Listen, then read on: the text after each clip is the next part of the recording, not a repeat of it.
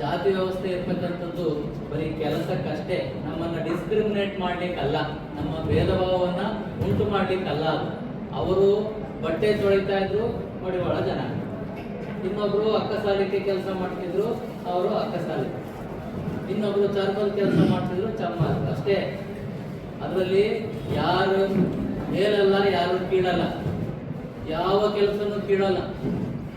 ಬಟ್ಟೆ ತೊಳ್ಕೊಡ್ಲಿಲ್ಲ ಅಂದ್ರೆ ನಮ್ಮ ದೇಹದ ಅಂದನೆ ಹಾಳಾಗ್ಬಿಡುತ್ತೆ.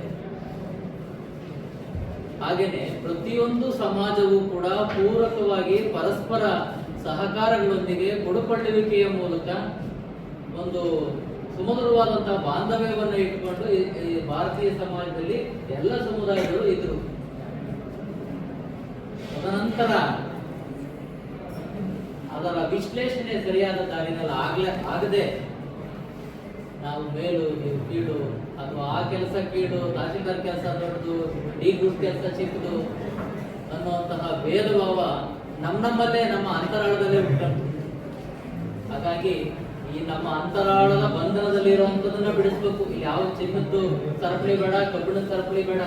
ನಾವು ಫಸ್ಟ್ ನಿರ್ಬಂಧಗಳಿಂದ ಹೊರಬಂದ್ರೆ ಬಹುಶಃ ಇಡೀ ಸಮಾಜ ಕ್ಲೀನ್ ಆಗ್ತಂತಹ ಪರಿಸರವನ್ನು ನಾವು ಕ್ಲೀನ್ ಮಾಡ್ಕೊಂಡ್ರೆ ನಮ್ಮ ಆತ್ಮಶುದ್ಧಿ ಆದ್ರೆ, ಅದಕ್ಕೆ ಬಸವಣ್ಣ ಹೇಳೋದು ಇದೇ ಅಂತರಂಗ ಶುದ್ಧಿ, ಇದೇ ಬಹಿರಂಗ ಶುದ್ಧಿ. ಅಂತರಂಗ ಶುದ್ಧಿ ಆದ್ರೆ ಬಹುಶಃ ಬಹಿರಂಗ ಕೂಡ ಶುದ್ಧಿ ಆಗ್ತದೆ ಅಂತ ಹೇಳಿ ಈ ಸಂದರ್ಭದಲ್ಲಿ ಹೇಳ್ತಾ, ಮಡಿವಾಳ ಮಾಚಿದೇವರು ಇನ್ನೊಂದು ಅನುಭವ ಮಂಟಪದ ಬಗ್ಗೆ ಉಲ್ಲೇಖ ಮಾಡ್ತಾರೆ.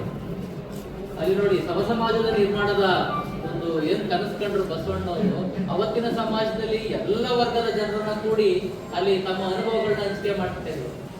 ಬಹುಶಃ ನಿಮ್ಗೆಲ್ಲ ಗೊತ್ತಿರ್ಬೇಕು, ನಮ್ಮ ಪ್ರಾಚೀನ ಕಾಲದಲ್ಲಿ ವಿದ್ಯೆ ಅಂತಕ್ಕಂಥದ್ದು ಎಲ್ಲರ ಸ್ವತ್ತಾಗಿರ್ಲಿಲ್ಲ.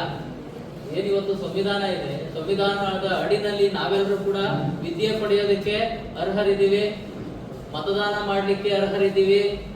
ಮತದಾನ ಕೂಡ ಎಲ್ಲರಿಗೆ ಅವಕಾಶ ಇರಲಿಲ್ಲ. ಇವತ್ತು ಎಲ್ರಿಗೂ ಒಂದೇ ಮತ. ಅವನು ಶ್ರೀಮಂತ ಇರ್ಲಿ, 100 ಕೋಟಿಗೆ ಬಂತಿರ್ಲಿ, ₹1 ಭಿಕ್ಷುಕ ಆಗಿರ್ಲಿ, ಅವನಿಗೂ ಒಂದೇ ಮತ.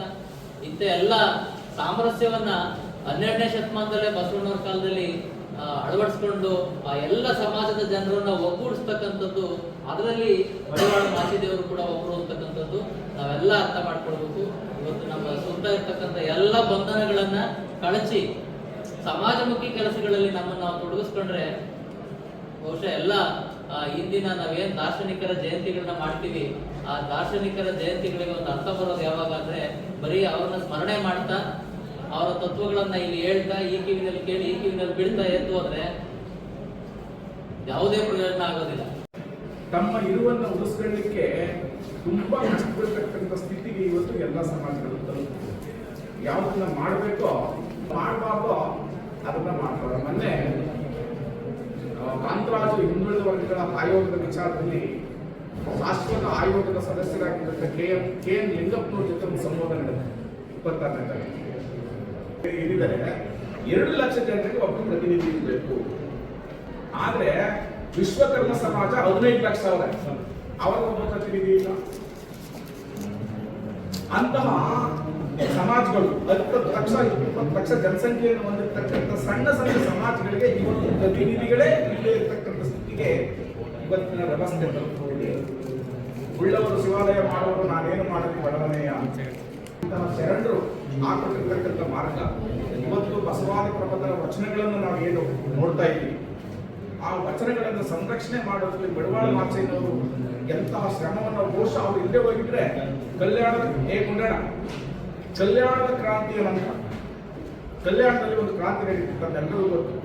ಅರಳಯ್ಯ ಮತ್ತು ಮಧುವರ್ಸಯ್ಯನವರ ಮಕ್ಕಳ ಮದುವೆಯಾದಂಥ ಸಂದರ್ಭದಲ್ಲಿ ಜಾತಿ ಸಂಕರಣ ಆಗ್ಬಿಡ್ತು ಅಂತ ಹೇಳಿ ಅವರಿಬ್ಬರನ್ನು ಎಳೆಯ ಊಟಕ್ಕೆ ಕಟ್ಟಿಸಿ ಎಳಿಸಿ ಸಾಯಿಸ್ತಾರೆ ಅವರಿಬ್ಬರು, ಅರಳಯ್ಯನವರು ಮತ್ತೆ ಮಧುವರ್ಸಯ್ಯನವರು. ಅದಾದ ನಂತರ ಎಲ್ಲರೂ ಶರಣರು ಕಲ್ಯಾಣವನ್ನು ಬಿಟ್ಟು ಓಡ್ಬಿಡ್ತಾರೆ. ಬಸವಣ್ಣವರು ಕೂಡಲ ಸಂಗಮದಲ್ಲಿ ಹೋಗಿ ಲಿಂಗೈಕ್ಯ ಆಗ್ಬಿಡ್ತಾರೆ. ಬಿಜ್ಜಳನ ಕೊಲೆ ಆಗ್ಬಿಡುತ್ತೆ. ಆ ಸಂದರ್ಭದಲ್ಲಿ ನಡೆದಿರ್ತಕ್ಕಂಥ ಎಲ್ಲ ಅಲ್ಲಲ ಕಲ್ಲಗಳಲ್ಲಿ ಬಸವಾದಿ ಪ್ರಮತರ ಎಲ್ಲ ವಚನದ ಕಟ್ಟನ್ನು ಸಂರಕ್ಷಣೆ ಮಾಡಿ ಅದನ್ನು ಉಳಿಸಿ ಇವತ್ತಿನ ಸಮಾಜಕ್ಕೆ ನೀಡಿರ್ತಕ್ಕಂಥ ಕೀರ್ತಿ ಮಡಿವಾಳ ಮಾಚಿದೇವರಿಗೆ ಸಲ್ಲುತ್ತದೆ.